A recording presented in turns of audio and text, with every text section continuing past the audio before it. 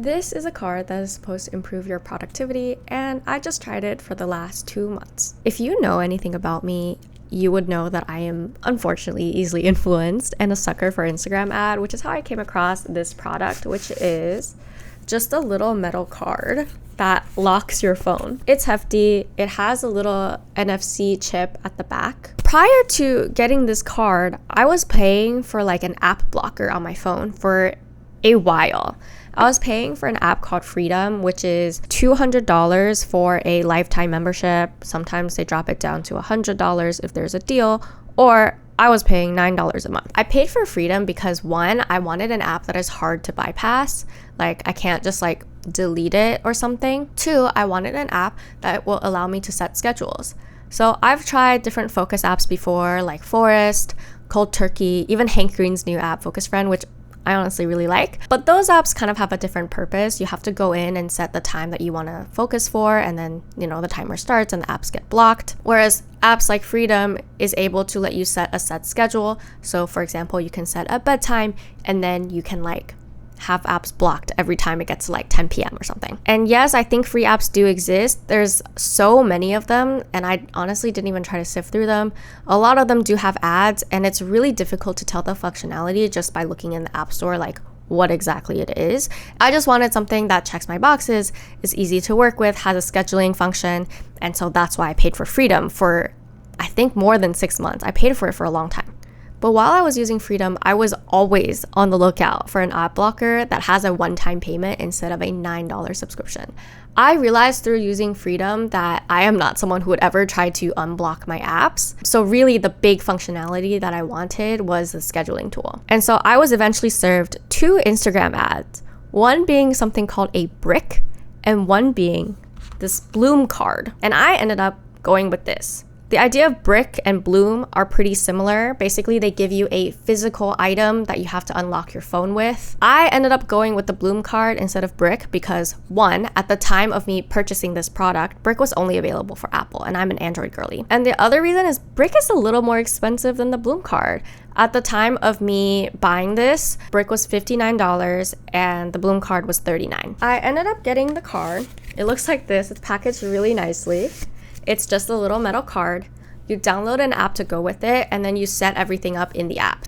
So even if you don't want to buy the card and you just want to try out the app functionality by itself, you can actually download the app. It's completely free, and you can just try it out as a simple app blocker. So this is what the app looks like. So what you want to do if you want to block an app is you select the mode. I'm going to click default. I'm going to click block now. And you can either tap the card or just hold this button. I'm going to show you guys the tap function. So I'll simply tap the card. And there you go. Now my app is blocked. So if I try to go to TikTok, it will say that Bloom has blocked this app. Now you can also pause focus and take a break, and you can set number of breaks. You can set how long you want the breaks to be. But anyways, if you want to just end the focus, you just tap the card again. And that's it. Now I can get back on TikTok if I want. There we go. The thing I was looking for is the scheduling function, and this does have it. So if you look at the schedule, the 2 I have is Focus Zone, Night Guard, and Nighttime Zen. So for each of these schedules, you can set the time, set the day of the week, what mode you want. So for example, default was the one I just showed you guys. It blocks TikTok. How many breaks you're allowed. If you start a focus session, you have to use the card to end it. Whereas if you do the scheduling, it will start and end each day at the same time. So you don't necessarily need a card to end it. It just ends naturally at the time that you told it to. See, for example, in my focus zone schedule, it ends at 5 p.m. But if I want to get rid of it at 4 p.m. instead of 5, I just have to take my card and end it. And that's it.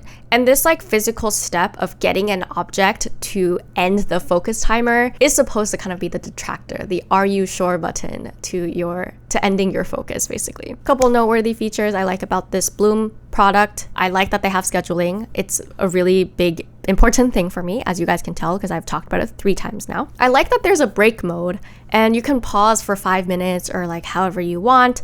And it's nice because sometimes you do find yourself wanting to scroll your phone and you're actually not doing anything in that moment. It's nice to take a little break. And that one I use mostly when I have big chunks of scheduled time where TikTok is blocked. But sometimes I just have a random like 3-minute period when I'm not doing anything and I really want to scroll TikTok, and that's when I will use the break feature. I've never felt like I needed to go past 3 breaks. Like, I think 3 is perfectly fine. So yeah, that's just a feature I like. You might be wondering what happens if you go on a trip and you accidentally left your card at home and you really needed to unblock it. Well, there's an emergency exit button. I think you get 3 tries a month. Something like that. You get a limited number of emergency exits. I've only ever had to use one of them when I was on a trip, and I forgot that I had started a focus timer and I really needed to be able to use the rest of my apps. Didn't have my card. I used one of my emergency exits and it was just fine. There is also a strict mode, so that prevents you from deleting the app entirely. Apparently that is one way you can bypass the app block. But if you turn on strict mode, you actually can't delete the app at all. I have never felt the urge to delete the app.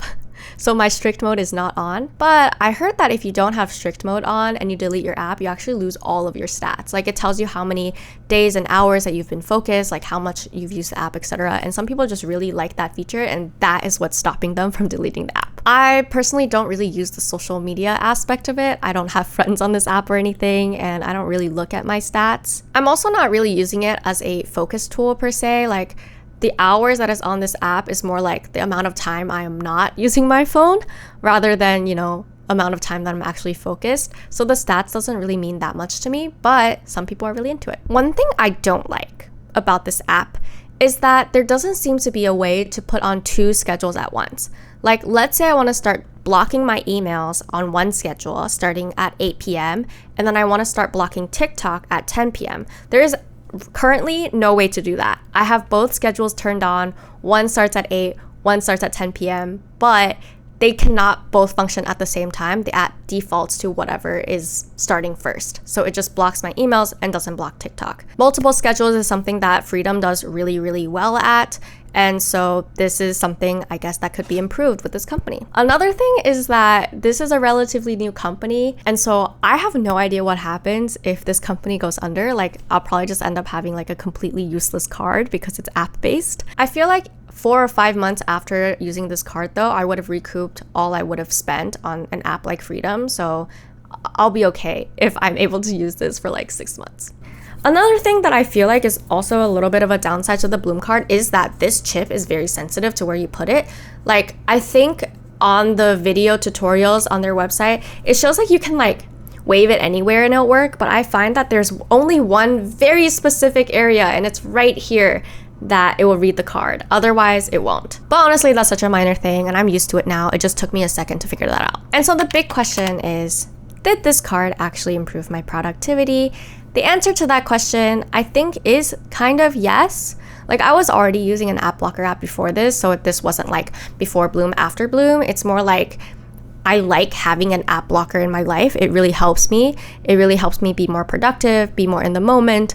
It helps me get better sleep because I'm really not looking at my phone. And so I think if you're in the market for an app blocker, especially a one-time payment sort of app blocker, this is a really good option. I have really liked to use it. And if you don't have a super big list of wants in an app blocker, like for me, it was just like the scheduling and then hard to bypass, this is actually a really, really good option. Now, if you want fancier features, I really think Freedom is a better app for that. It is more developed. They have a lot more features that I've never touched, honestly. And of course, there's like the scheduling issue with the Bloom card that could be a deal breaker for some. This video isn't sponsored, it's just an honest review, and I just really wanted to share you guys my cool little metal card that does nothing but lock and unlock my phone. With all that being said, I will be leaving links to both Freedom and the Bloom app down below. I am going to attempt to ask for a code, like an affiliate code, but not sure they'll give it to me because I'm such a small channel, but we will see. And with that, thank you so much for watching, and I will see you guys in the next one.